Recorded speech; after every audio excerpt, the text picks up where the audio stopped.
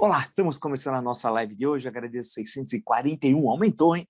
641 mil inscritos no meu canal. Pô, muito obrigado mesmo. Você que gosta do canal, do conteúdo das lives, das entrevistas, da forma como nós trabalhamos, sempre na defesa intransigente da Constituição, do Estado Democrático de Direito, indique o canal para um amigo, né? Canal no YouTube, Marco Antônio Villa, diga para ativar as notificações, que é aquele sininho, coloque like no que vocês gostarem e utilize, como vocês muito bem fazem, a página dos comentários. Né? Postamos, vale destacar, hoje logo cedo, entrevista com o governador João Dória, pré-candidato do PSDB, tem dois, eles estão fazendo as prévias, né, em novembro, a pré-candidata à presidência da República. Tínhamos postado antes, né, a Ciro Gomes. Né? Então, nós vamos conversar com os chamados candidatos da terceira via, né, nesse período aqui, como eu tinha prometido para vocês. Então, já postamos duas entrevistas, uma com o Ciro Gomes e hoje a entrevista com o governador de São Paulo e pré-candidato do PSDB, ainda internamente, dentro do partido, né,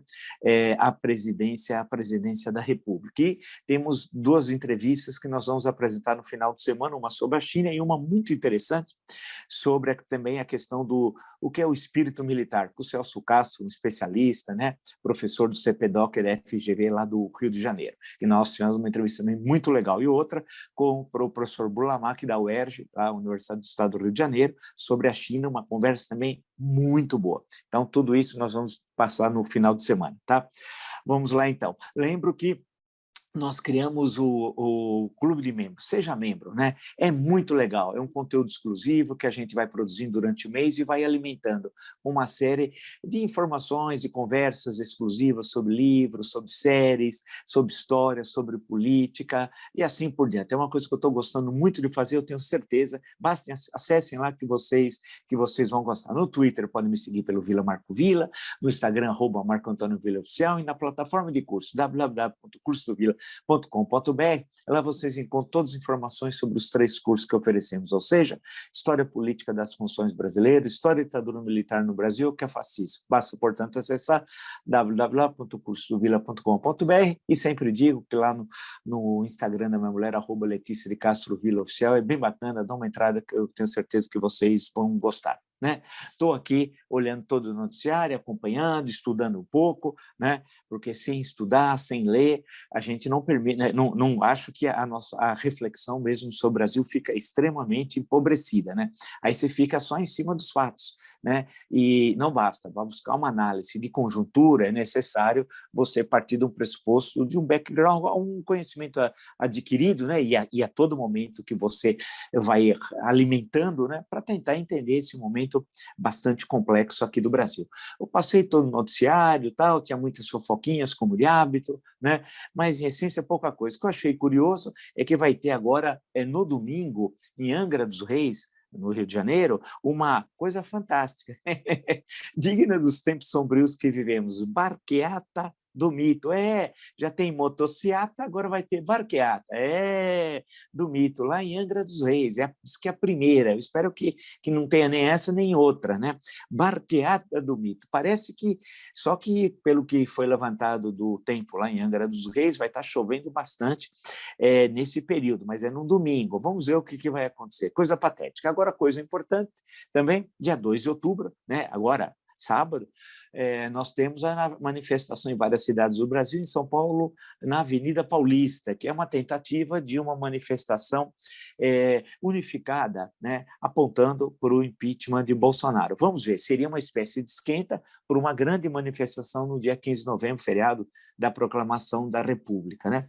Vamos ver, eu espero que tenha êxito, que tenha bastante participação, que tenha um espírito de unidade na diversidade, não tem nenhum problema, cada um pode ter a sua visão para 2022, isso é uma coisa. Outra coisa é a tarefa de enfrentar o criminoso maior que ocupa a presidência da República, Jair Bolsonaro. Então, acho que é aí que é a questão que tem de ser devidamente apreciada. Vamos ver, e a partir dali, desse esquenta, vai dar para ver como é que é o cenário lá para o dia 15 de novembro. Bem, eu acho que a questão toda, estava aqui escrevendo, hoje tem até coluna minha lá no UOL, né, podem acessar, eu estava estudando, fico lendo aqui, vendo outros momentos da história, fico olhando outros momentos eleitorais do Brasil republicano e outras conjunturas, fico pensando, conversando, vindo as interpretações do Brasil, que sempre ajuda, os grandes clássicos, né? E a pergunta que eu faço, que eu fiz para mim mesmo, eu falei assim, poxa vida, Bolsonaro para sempre. O que é o Bolsonaro para sempre, né? Acho que a questão que se coloca é o seguinte, esse é o motivo principal da nossa conversa, portanto, uma questão mais de reflexão, de análise estrutural, do que a comentar um fato do dia especificamente, como algumas vezes nós fazemos, tendo em vista o que a conjuntura apresenta. Então, o bolsonarismo para sempre. É curioso, né? Eu já falei que nós temos no Brasil uma tradição de extrema-direita que é muito longa, né? E ela assumiu diferentes matizes ao longo da história imperial e da história republicana. Na história imperial, esse pensamento da barbárie esteve vinculado à escravidão, né? E nós fomos o país, no mundo ocidental, que mais tarde aboliu a escravidão. Insisto, isso é muito importante. Os castigos corporais foram abolidos às vésperas. Eu gosto muito do livro do Conrad, dos últimos anos da escravatura no Brasil, Robert Cohn, um livro que está esgotado, mas excelente, né? E aí você pega o período entre 1850, ele pega a abolição do tráfico de escravos, lê Eusébio de Queiroz, né? Passa pela do ventre livre, que inclusive agora nós estamos comemorando até uma data de 150 anos, hein?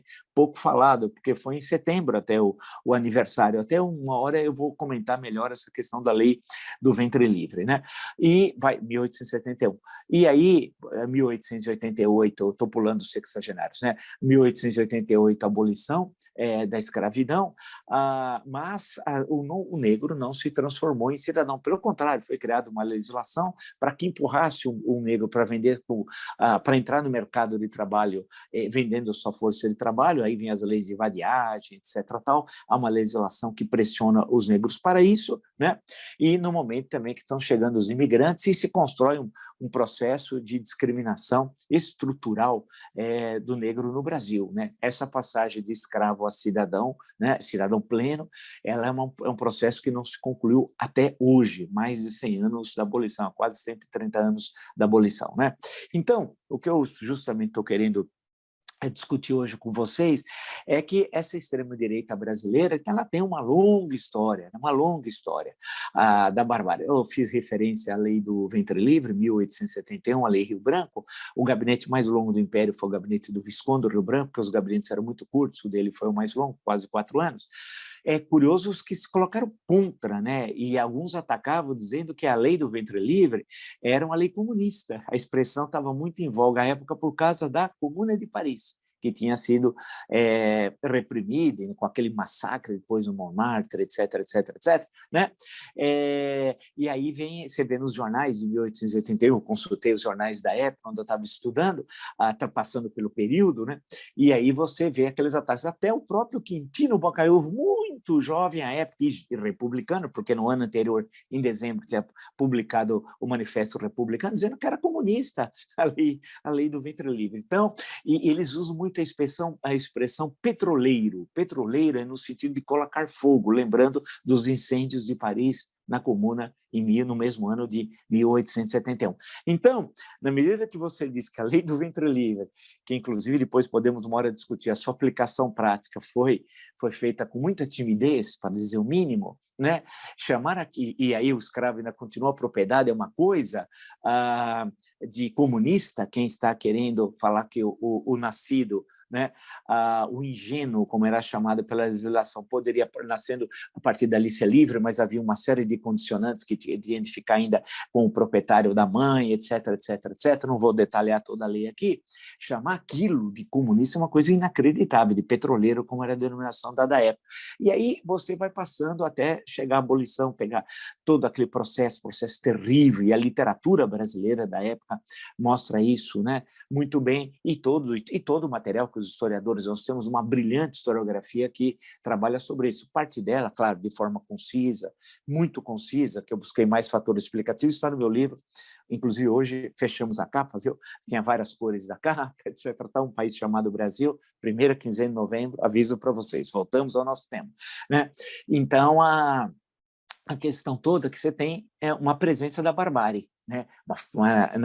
Na história já no segundo reinado, e na República. A forma de repressão na República é violenta, por exemplo, inclusive os imigrantes, o número de imigrantes deportados, né, que lutaram nas greves de 1905, 1906, 1917, 1919, que foi o ano que teve mais greves, mais do que se faz, se lembra sempre, né, de 1917, não, foi justamente 1919. Ali você tem uma repressão violenta. O número de líderes operários de origem estrangeira que estavam aqui, muitos que chegavam aqui com 2, 3, 4, 5 anos, expulsos, deportados, é muito grande. Um deles, um jornalista importante, anarquista, e o Everardo Dias, né, ele conta isso, como é que foi a deportação dele, num livro que saía numa coleção que eu coordenei, parênteses, né, sobre história de São Paulo, eram 2 volumes, que um tratando justamente chamado Memórias no Exilado, outro Bastilhas Modernas, já saiu num volume só, tipo uma introdução de um pesquisador justamente do período, mas uma série de razões depois essa coleção acabou sendo interrompida, mas foram publicados vários volumes, né? Mas o Everardo Dias foi um deles, ele conta, preso na rua 7 de Abril, depois deportado, passa por castigos corporais e tal, aí deportam, e aí os portos que na Europa se recusam a recebê-lo, até uma grande mobilização passa na Europa entre os trabalhadores portuários, e aí finalmente ele é libertado, aquilo volta ao Brasil, aí o deputado Maurício de Lacerda tem um papel importantíssimo, pai do Carlos Lacerda. O Maurício, o pai estava à esquerda do filho, né? O Maurício Lacerda consegue cancelar a medida que era do Epitácio Pessoa e tal.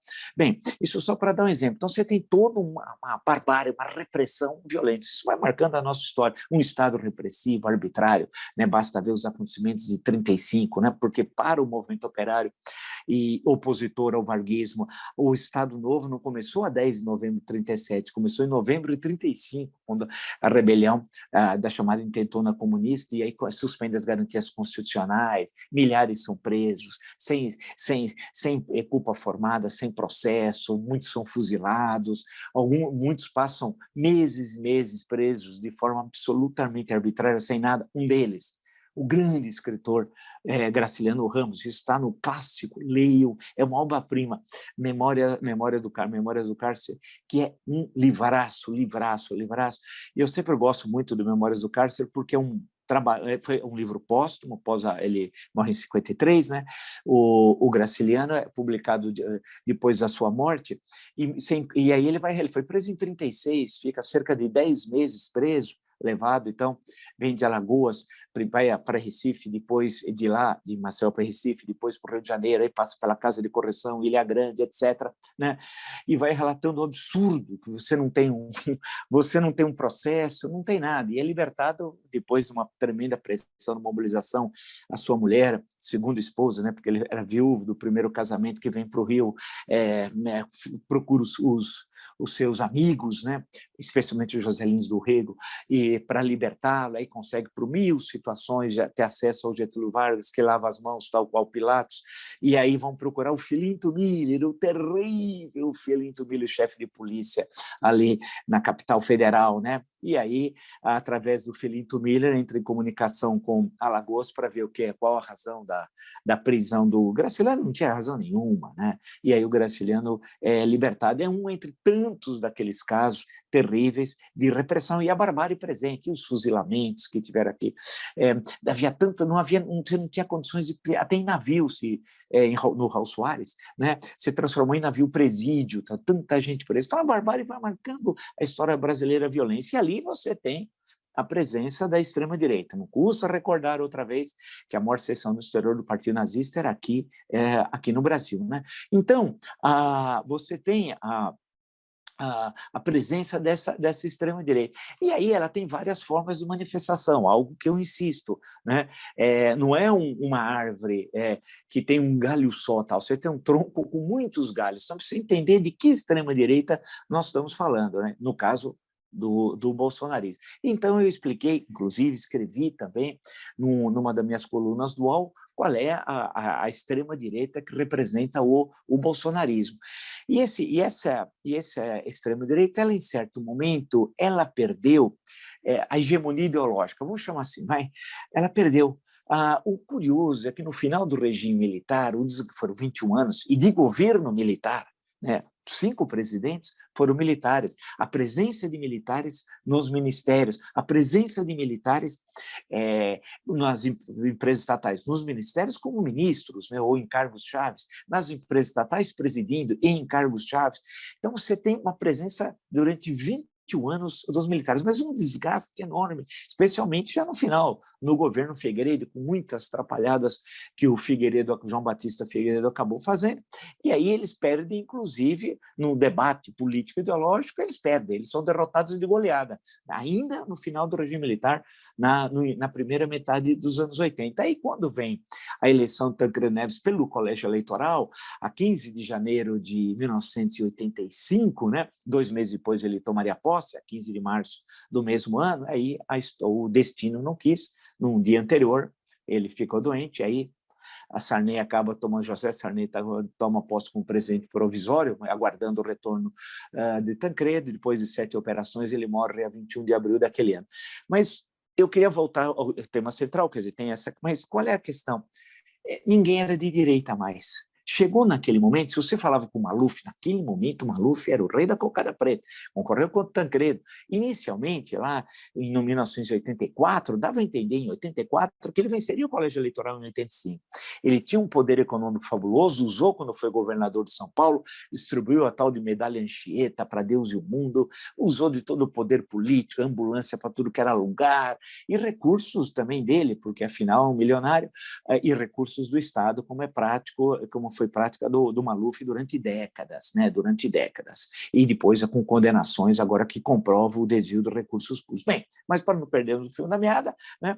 Ele também não falava mais, era de centro-direita, não tinha mais direita. Nem a direita liberal, clássica, democrática tinha, não. Todo mundo era de centro e de centro-direita. Direita tinha sumido. Por quê? Porque o regime militar desgastado, aí vem todos os casos que passam a ser divulgados, né, de toda aquela repressão, de torturas, assassinatos, desaparecidos, né, de toda aquela da censura, de toda aquela violência. O regime militar foi derrotado politicamente e foi derrotado historicamente e foi derrotado ideologicamente. Uma derrota acachapante, de goleada tal. E aí, nesse sentido, quando vem a transição, ninguém queria se identificar com o regime militar recém-caído e muitos que passaram 2 décadas mamando nas tetas do Estado e sendo privilegiado por aquele regime. Não tinha mais nada a ver com a ditadura militar.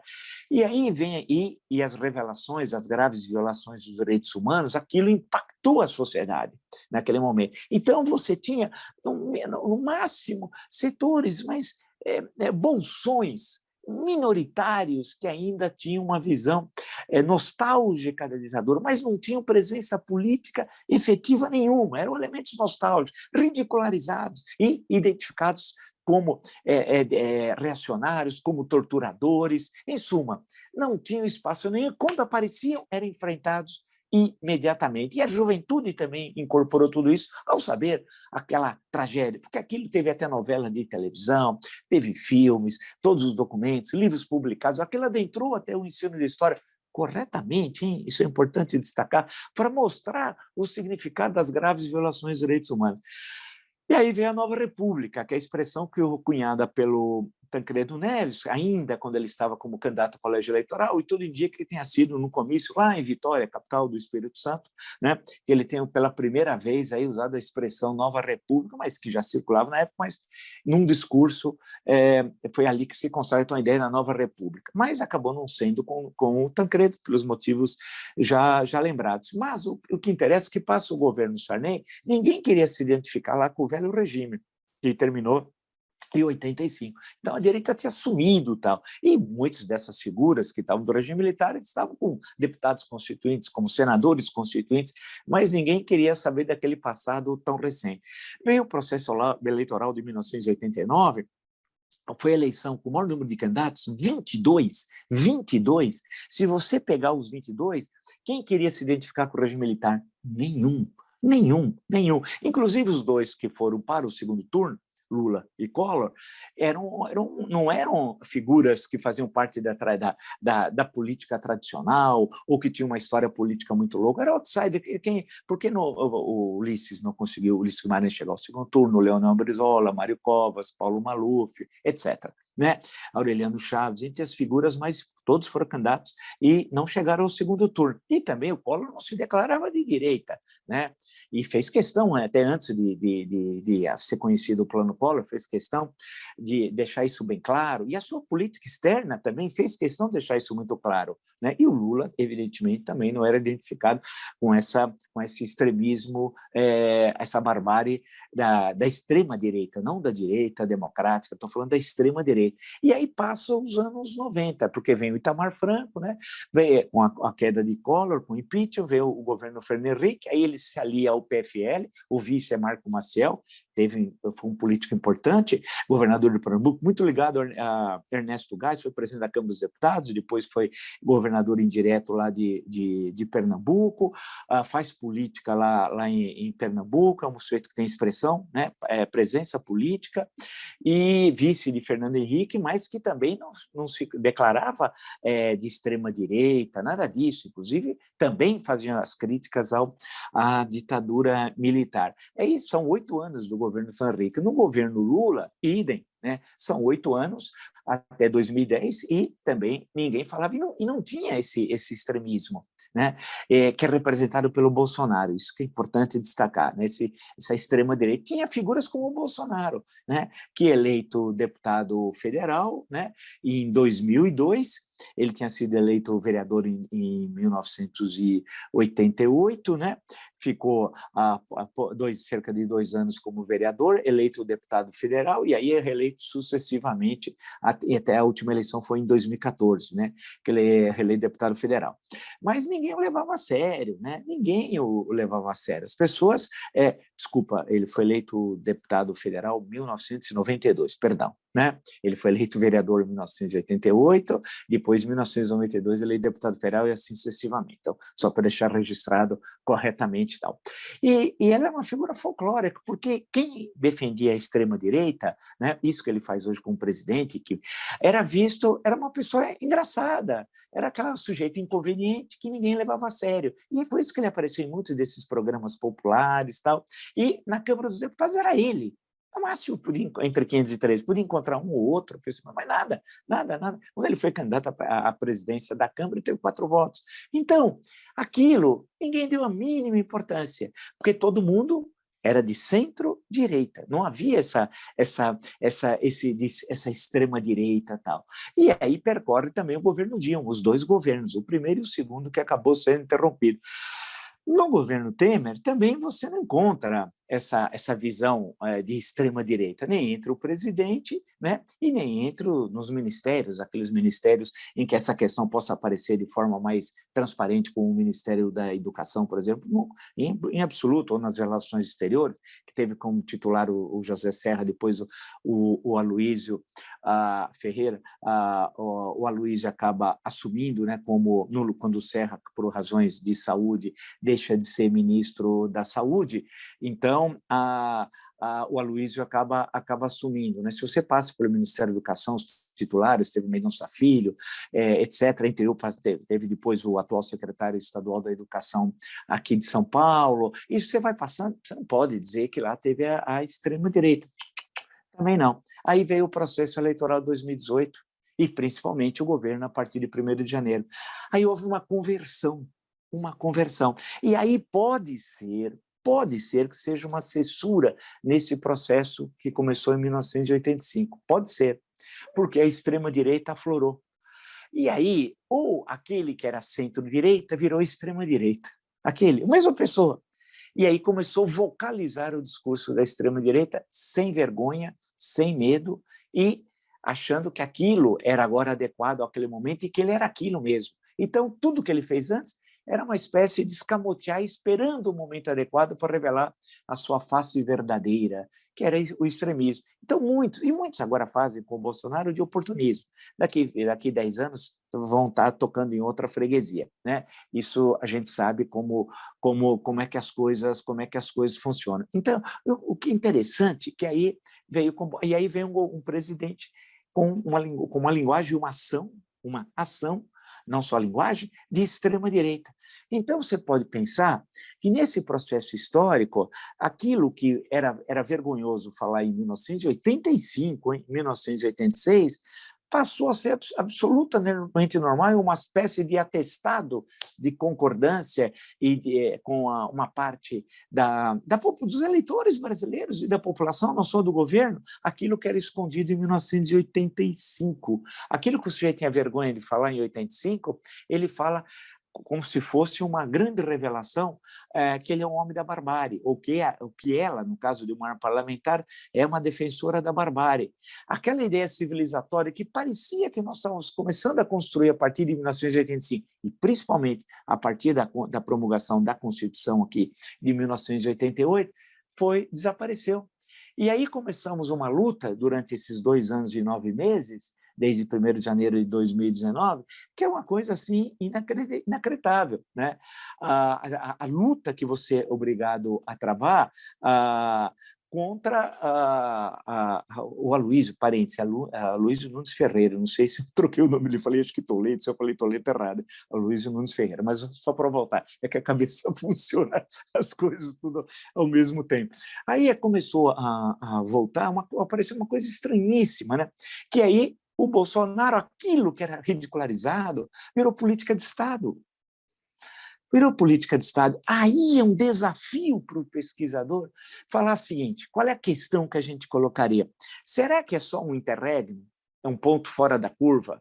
E a partir de 2022, no processo eleitoral, e a partir de 1º de janeiro de 2023, com o novo presidente, nós voltaremos à civilização depois desse momento de barbárie? Que eu não sei se vai durar só 2 anos e 9 meses, porque tenho dúvida se o Bolsonaro estará no processo eleitoral do ano que vem, porque tem impeachment, tem todos os crimes cometidos pela família, ele pode renunciar, etc., né? Ou seja, tudo que determina a Constituição.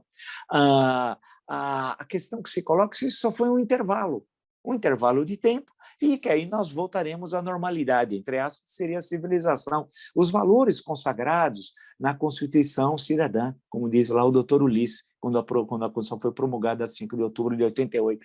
Essa é a questão. E essa extrema-direita que se manifestou com o bolsonarismo, ou que rasgou a sua fantasia e mostrou o que era, né? Que aquele centro-direita, na verdade, era extrema-direita, o centro-direita era um meio dele se defender numa conjuntura que quem falasse em ditadura era colocado para fora do jogo político, isso eu estou me referindo aos anos 80, 90 e quase as 2 primeiras décadas de século até 2018, e agora revela efetivamente o que ele é. Né? Então, a questão que eu coloco, e essa é se voltaremos à civilização e tivemos um intervalo de barbárie, ou essa barbárie vai ser para sempre.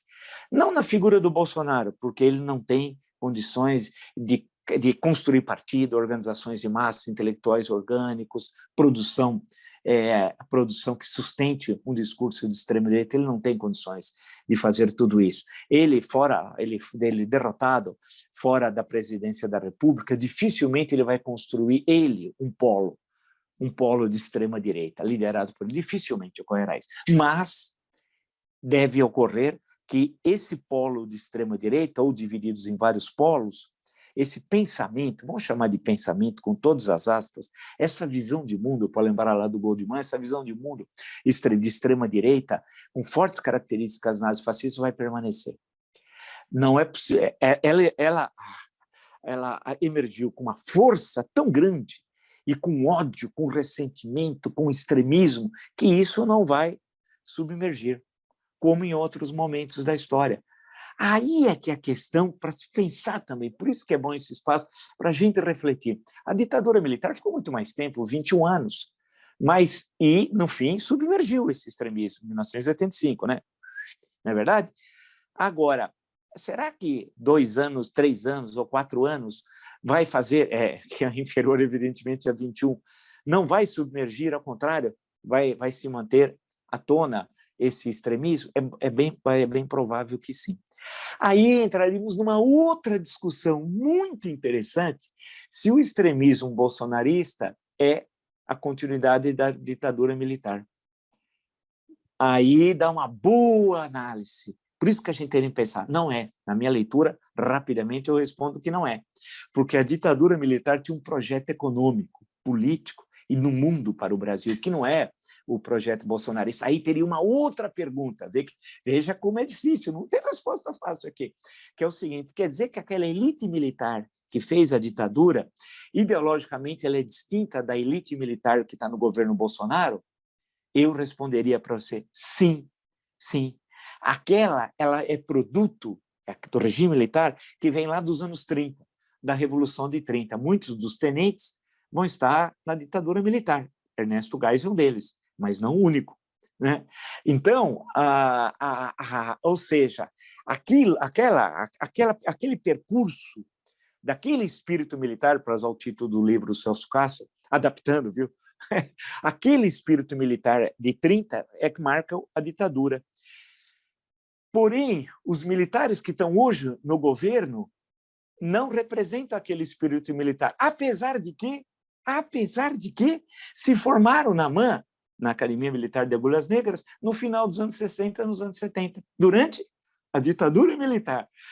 Então, veja como é bom a gente pensar. E aí dá trabalho pensar, e não ter respostas fáceis. Aí você vai dizer assim, mas espera, há um problema analítico no que você está dizendo.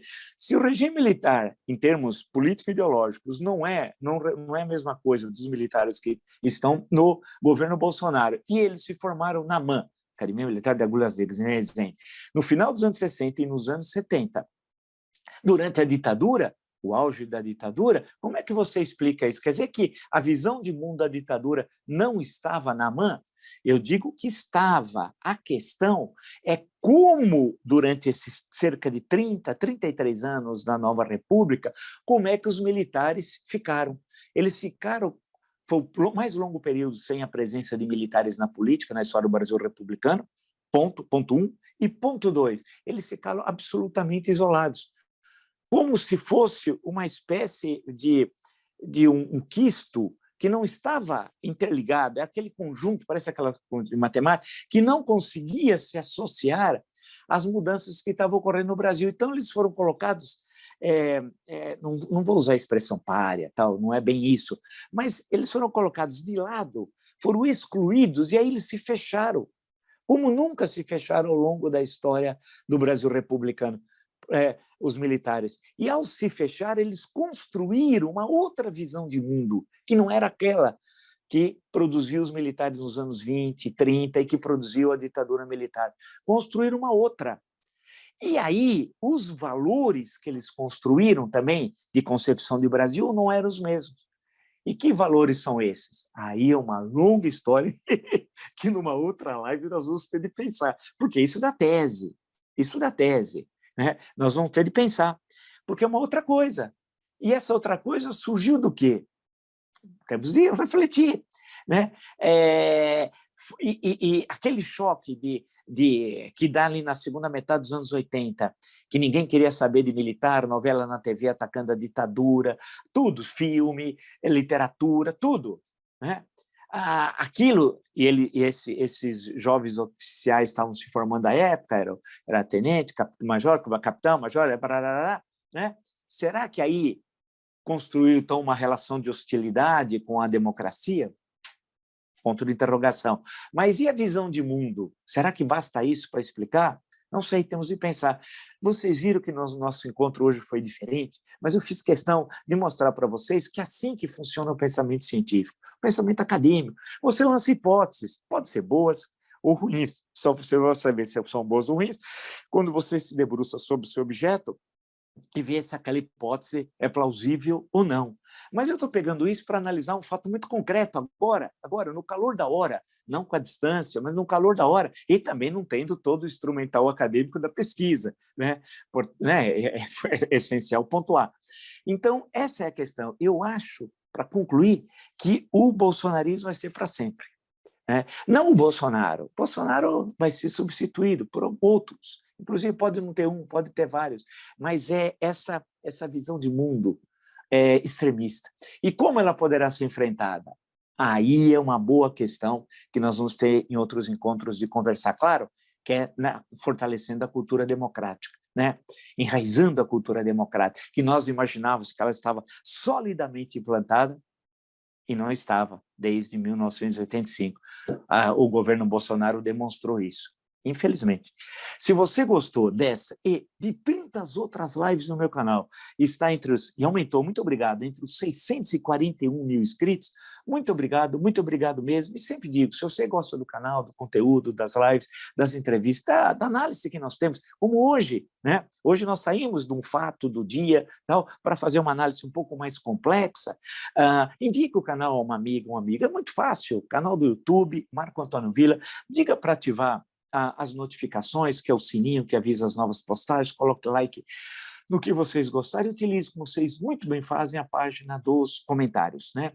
Lembro que postamos, nós somos que agora vem atrás da terceira via, não é isso? Então, entrevistei o ex-ministro Ciro Gomes, né? Está no nosso canal, e hoje postamos a entrevista do governador de São Paulo, João Dória. E nós vamos entrevistar outros candidatos da terceira via, de possíveis candidatos, né? E postamos a do do governador João Dória, né? E vamos depois entrevistar os outros pré-candidatos, né? Nós criamos uma coisa que eu gosto muito, que é o Clube de Memes. Cliquem lá, tem um material exclusivo que a gente vai produzindo, a gente não para de trabalhar, ainda bem, aqui não tem Jaiminho, lembra do Jaiminho? Então, é um material exclusivo para o Clube de Memes. Vocês cliquem ali, vocês vão encontrar todas as informações necessárias, vão acessar esse material, que é muito legal, muito bacana. Eu gosto muito de fazê-lo, né? Por outro lado, no Twitter vocês podem me seguir pelo Vila Marco Villa, no Instagram, @Marco Antônio Villa Oficial, e na plataforma de curso, www.cursodovilla.com.br, vocês encontram todas as informações sobre os 3 cursos que estamos oferecendo, ou seja, História Política das Constituições Brasileiras, História e Ditadura Militar no Brasil, que é fascismo. Basta, portanto, acessar www.cursosdovilla.com.br e, por fim, sempre lembro, no Instagram da minha mulher, vale a pena vocês entrarem, é bem bacana, @Letícia de Castro Villa Oficial. Nos encontramos amanhã. Até!